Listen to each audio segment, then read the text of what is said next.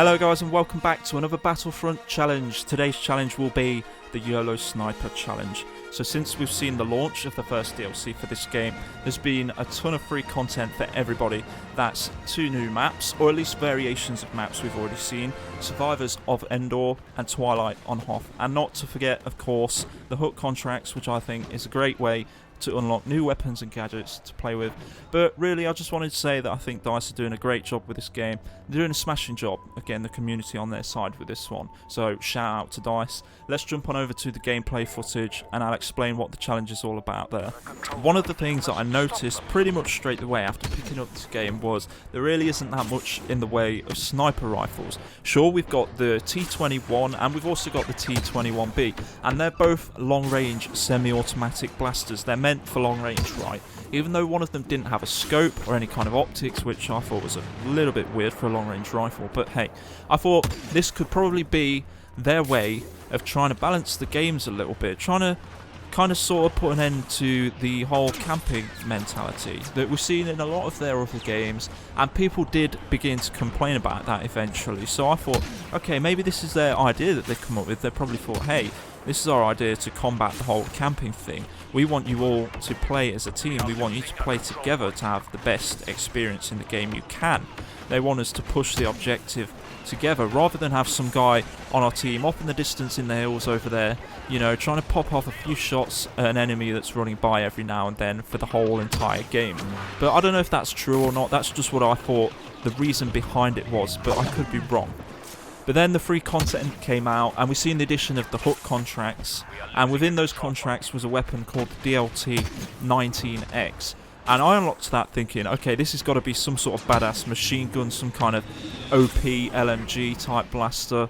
But after using it, it seemed like it was purposely made for sniping people. In fact, it was pretty obvious that's what it was. It had a very low rate of fire, and you've really got to time those cooling flushes just right if you want to use it effectively in any way. And it has probably one of the most powerful scopes out of all the blasters in the game as well. Anyway, let me tell you guys about the YOLO Sniper challenge and where the idea came from, since that's probably what you came here for. So, the idea was to take this sniper rifle, this blaster that I've unlocked, whatever you want to call it, and I'm going to attempt to use 1 life only. So basically, any game I join, any map, it doesn't matter, any of that stuff. Whenever I join, the timer starts, and once I die, the challenge is over, because I've got to stay alive throughout the whole game. I'm not allowed to die once. And at the same time as that, I've got to try and get some score on the board. I've got to try and rack up some kind of kill streak to get me somewhere on the board. And little did I know just how much of a big failure this was going to be. Because, well, if you thought the cards only challenge was difficult stuff, then you want to try this out. Trust me, it's impossible.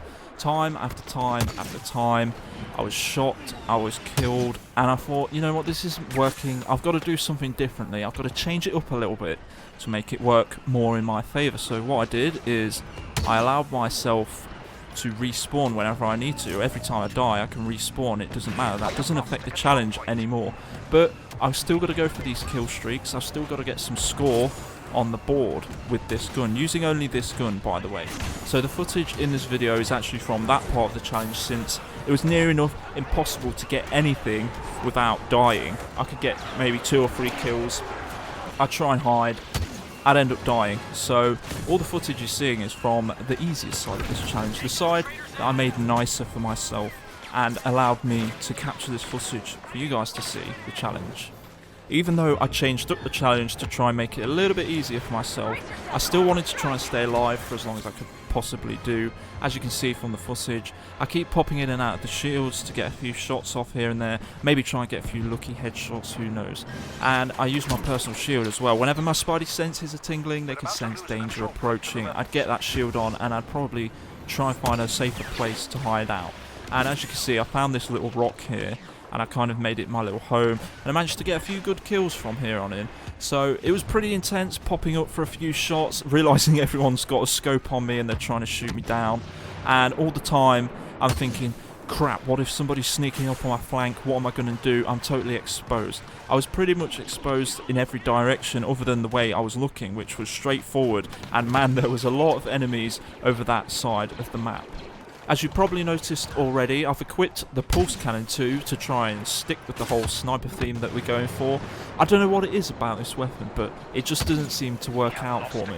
I don't know if it's just me and I'm just really bad at using this gun, but 9 times out of 10, whenever I charge it up and I pull that trigger, I let my shot loose, I'll miss. Even if it's aimed directly over somebody's head, as you just seen a minute ago, it really doesn't seem accurate. Sometimes the shot will go straight up, sometimes it will go down to the right, up to the left. It veers off in all random directions, and it pretty much seems inaccurate and useless to me at this point. I don't know, maybe I'm just not clever enough to use it. Maybe I don't have the skill that some people have when they're using this. But I assume, since it had a scope and it seems pretty powerful, that you're supposed to use it in the same way that you use a sniper rifle at long range. But then I found it a lot easier to hit my targets with this gun when I was up close. Of course, it's easier to hit any target when it's up close because it's right in front of you. But even then, I'd still miss some of the shots. But that's probably just me. Most of the time, the enemy players are going to be frantically running, jumping around. They'll do anything they can to avoid your shots. So it's probably my own fault. And that brings me back on over to the DLT 19X, which is the main gun that we're using for this challenge, of course. And I kind of have mixed feelings about this weapon, because whilst it does have the slowest rate of fire out of all of the blasters out there in the game, and those cooling flushes that you've got to time every single time you let off a shot, it gets harder and harder, and it makes it a real nightmare to use sometimes, especially when you're in the heat of a battle. It does have some almighty power behind it, but sometimes, again, it just wasn't enough power. And this is a part of it that I kind of disliked, and this is the reason I kind of sometimes didn't get along with this weapon. It had lots of power, don't get me wrong, it's got a lot of power, but it wasn't a one-hit kill. It wasn't always enough power when you really needed it. Say, like when an enemy's running around a corner, and say he's got full health and you get a shot off on him, 90% of the time, that shot isn't going to kill him, and you've not got time to do anything else after you've pulled that shot, because you've got a cooling flush to deal with, and even if you try and switch weapons, you're probably not going to make it in time. This enemy's going to kill you, and you're not going to be able to kill him.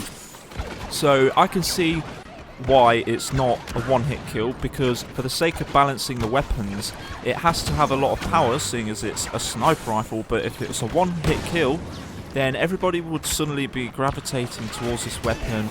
All of the other weapons in the game would just become useless. Nobody would want to use them because they know they can run around, they can get quick, easy kills with this one-shot sniper rifle. So that's obviously a way of balancing out the weapon. They know it's meant to be a long-range sniper rifle, and it's still got a lot of power, but it's not going to be a one-hit kill for the sake of balance. All in all, I had loads of fun taking on this challenge, and I really hope you guys enjoyed watching it too. If you did, why not take it up for yourselves and let me know how that goes for you down in the comments below. I think the pros to this gun massively outweigh the cons, and although it was really difficult to get used to, I think that's what made it so satisfying to use in the end. Well, I think that's just about it for this challenge today. I really do hope you guys have enjoyed this one. If you have, feel free to give it a thumbs up. I'd really appreciate that, and it really does help me out a lot. So thank you very much for watching. I hope you've enjoyed this challenge. If you've got any cool ideas for challenges you'd like to see me take on, please don't hesitate to post them below. I'd love to hear from you guys, and I'd love to take on your challenge ideas.